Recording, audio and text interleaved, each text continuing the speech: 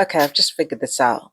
The thing that connects all indigenous cultures together, regardless of race and ethnicity, is a relationship with nature.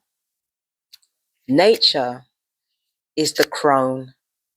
Nature is the Holy Spirit. When we connect with nature, we connect with time itself and we connect with our godhood. And what culture is ultimately built on is built on the similarities of those whose physiological differences respond a certain way to their natural environments.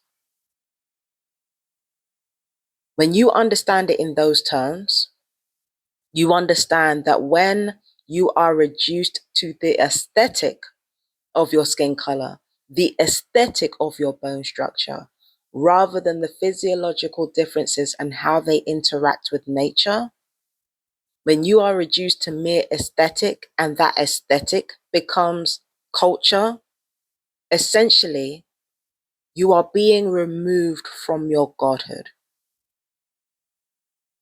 And you are also being removed of your ability to adapt, or at least that's the hope anyway.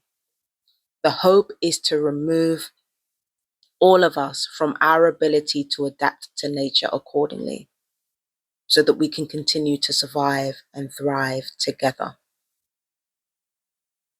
Part of this hierarchical system is actually dependent on the removal of culture and the removal of our connection to nature, so that we all fight amongst ourselves for survival and to live in increasingly unnatural ways.